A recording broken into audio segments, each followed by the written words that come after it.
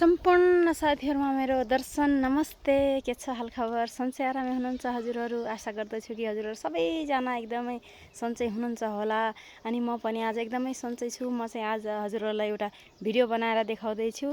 आशा गर्दछु कि हजुरहरुले पुरा भिडियो हेरिदिनु नै छ भनेर। आज साथीहरु म हजुरहरुलाई चाहिँ यो फूलको एउटा सानो गुलदस्ता बनाउन सिकाउँदै छु। अनि यो फूल चाहिँ एकदमै राम्रो रहेको छ। यो चाहिँ आफ्नो साथीहरुलाई बर्थडेमा, एनिभर्सरीमा या कुनै पार्टीमा चाहिँ गिफ्ट दिन काम लाग्ने छ। यो चाहिँ आँपको पात हो। यो आँपको पात र फूलको चाहिँ म हजुरहरुलाई सानो गुलदस्ता बनाएर देखाइदिँदैछु। हैन साथीहरु, मैले चाहिँ यो चाहिँ आँपको पात लिएको छु। अनि यो चाहिँ आँपको पात हो। अनि यो चाहिँ 2-4 थरीको चाहिँ फूल पनि लिएको छु। मैले चाहिँ हजुरहरुलाई यो फूलको चाहिँ गुलदस्ता बनाउन सिकाउँदै छु है साथीहरु। अनि यो चाहिँ आँपको पात हो। यसलाई चाहिँ एउटा कैँचीको आवश्यकता पर्छ। यो कैँचीले चाहिँ हजुरले यसो गरी चाहिँ यो कैँचीले चाहिँ यसलाई काट्नु होला साथीहरु। अनि दुईपट्टि नै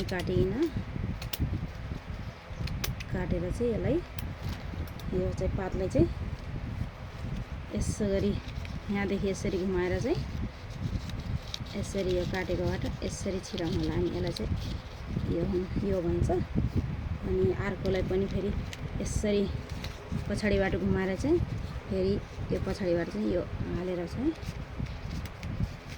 यसो गरेर चाहिँ यो यस्तो खालको चाहिँ गुलदस्ता बन्छ साथीहरु। अनि यसमा चाहिँ हजुरहरुले जस्तो कलरको फूल चाहिँ राख्न सक्नुहुन्छ है। अनि यसमा चाहिँ मैले हजुरहरुलाई यो फूल राखेर देखाउँदै छु है।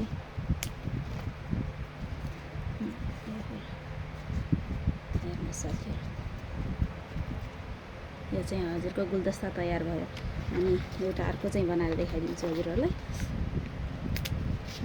यसरी नै काट्ने यसलाई आधा भन्दा अलि धेरै भाग चाहिँ काट्नु पर्यो। अनि त्यसरी किनकि यो रोल गर्नलाई अलि धेरै चाहिएको हुनाले। अनि यो छ हजुरहरुले। अनि यसलाई चाहिँ यसरी घुमाएर चाहिँ यसरी चाहिँ यसलाई निकाल्दिनु होला। अनि यो एकतर्फा भयो। अनि अर्कोलाई चाहिँ फेरि यसरी बाहिरबाट घुमाएर चाहिँ यसरी बाहिरबाट घुमाएर फेरि यहाँ चाहिँ पछाडिपट्टि यो जुन काटेको भाग छ यो भागदेखि चाहिँ भित्र हालेर चाहिँ यो चाहिँ यसरी हुन्छ साथीहरु। यो चाहिँ हजुरको ठ्याक्कै राम्रो एउटा गुलदस्ता बन्यो। ताजा पनि भयो, सफा पनि भयो, त्यसपछि अर्गानिक पनि भयो है। अनि यसमा चाहिँ यो फूल यसरी हाल्ने। हेर्नुस् साथीहरु, यो चाहिँ एकदमै राम्रो देखेको छ। अनि यो अरु पनि मैले बनाएको छु। हेर्नुस् साथीहरु, यसरी चाहिँ मैले यो गुलदस्ता तयार पारेको छु। हजुरहरुलाई कस्तो लागेको छ साथीहरु? अनि एउटा अरु बनाएर देखाइदिन्छु म हजुरहरुलाई। एउटा चाहिँ फूल छुटेको छ। छुटेको हुनाले म हजुरहरुलाई त्यो रेड कलरको पनि बनाएर देखाइदिन्छु है। यसरी चाहिँ माथिसम्म हजुरले काट्नुस्। अनि त्यसरी यसरी घुमाउनुस्। कुनै पनि यसलाई झन्झट, कुनै पनि टेन्सन छैन। एकछिनमै नै बन्छ। जसो हजुरहरु कसैको बर्थडे पार्टीमा जानुहुन्छ, साथीहरुको, या फेरि कुनै प्रोग्राम हुन्छ, या कुनै राम्रो काम गरेर पास भएकी हुन्छन् साथीहरु। अनि उहाँहरुलाई भेट गर्न जाँदा चाहिँ यसरी गुलदस्ता चाहिँ लगेर हजुरहरुले जान सक्नुहुन्छ साथीहरु। हेर्नुस् कस्तो राम्रो। यो चाहिँ अर्गानिक गुलदस्ता बन्यो के। यो चाहिँ बाहिर किनेर गर्न भन्दा पनि यो चाहिँ अर्गानिक गुलदस्ता यसरी दिनु होला हजुरले। यो चाहिँ गुलदस्ता हो। यसमा चाहिँ जस्तो कलरको, जुन कलरको भने फूल हजुरले यसमा राख्दिन पाउनु भयो साथीहरु। हेर्नुस्, यो चाहिँ मैले फूल बनाएको। यो चाहिँ फूल खोजिसकेको अवस्था छ।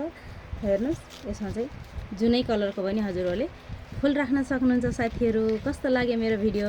मेरो भिडियो चाहिँ सबैजनाले फुल वाच गरी कमेन्ट चाहिँ गरिदिनु होला। हेर्नुस्, यो चाहिँ मैले बनाएको गुलदस्ता हजुर। हेर्नुस् साथीहरु, हजुरहरुले नि यसै गरी बनाएर आफ्नो आफन्तहरुलाई, आफ्नो साथीहरुलाई आमाको मुख हेर्ने दिनुहुन्छ, आमाहरुलाई बुवाको मुख हेर्ने दिनुहुन्छ, बुवाहरुलाई।